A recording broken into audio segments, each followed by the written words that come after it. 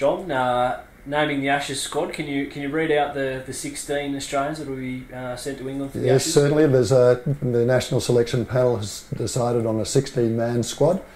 Michael Clarke captain, Brad Haddin as vice captain, David Warner, Shane Watson, Ed Cowan, Philip Hughes, Usman Khawaja, Chris Rogers, Matthew Wade, Nathan Lyon, James Faulkner as the all-rounder, and then the fast bowling battery of Siddle, Bird, Harris, Pattinson and Stark. Those are the 16.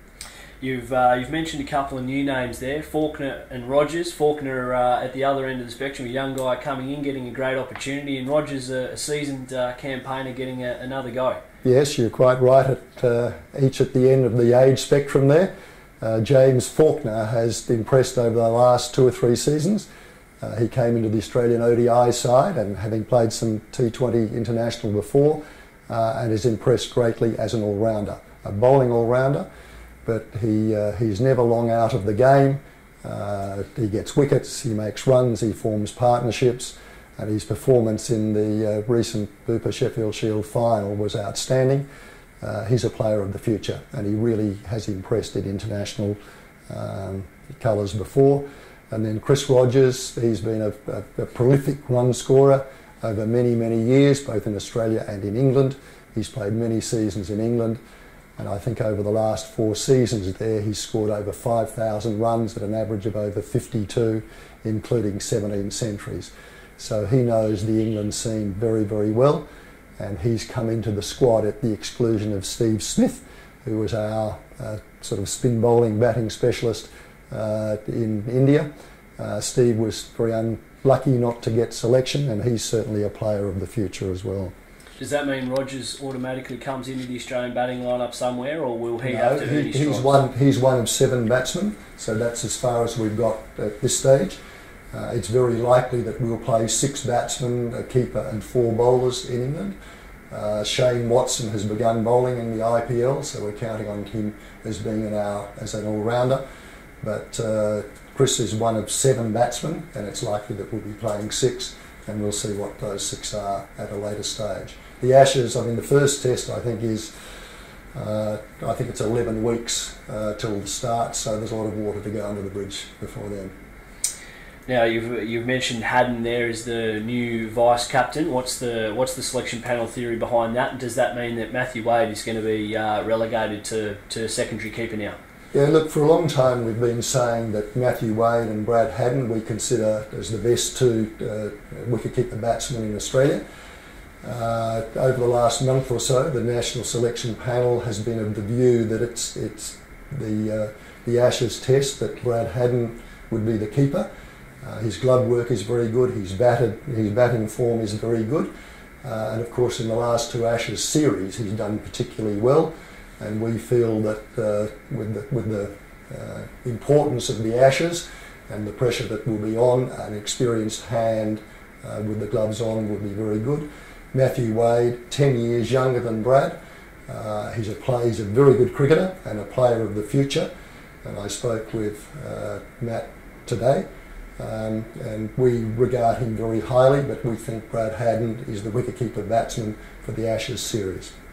And obviously was the decision around the vice-captaincy made after Shane notified you of his resignation? Yes, it was. The decision for the wicket-keeper, that was drifting very strongly that way before we knew of Shane's decision to stand down.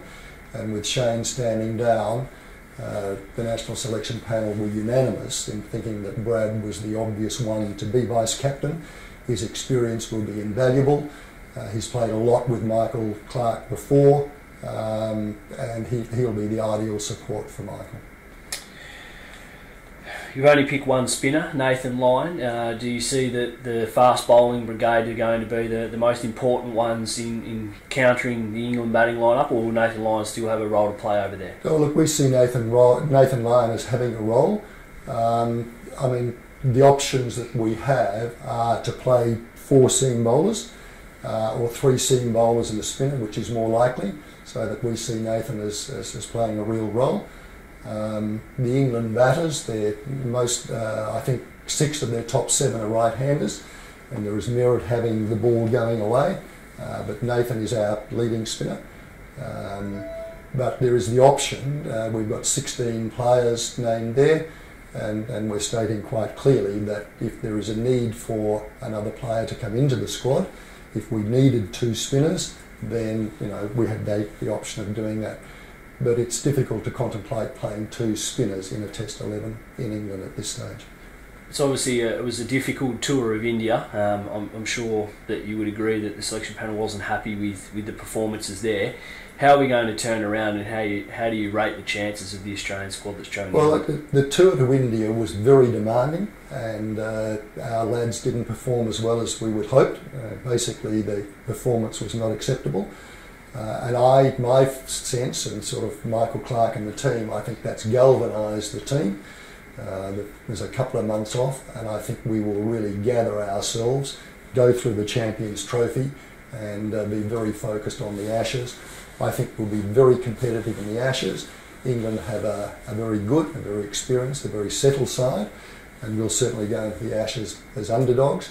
But I'm quietly confident that we'll acquit ourselves very well, and I know Michael and the team are really looking forward to the contest. There's a few synergies there with 1989 squad that went to England and probably wasn't given a great deal of chance and came away with a series win. Do you see some similarity? Well, I think it was 4-0, and I think Laurie Saul, who was the chairman of selectors at that stage, at the press interview at the beginning, was asked the question, when you are 3-0 down, will you call for reinforcements? And we won 4-0, and I think Laurie and the others were very pleased about that. Have you spoken to Laurie since? I speak to Laurie regularly.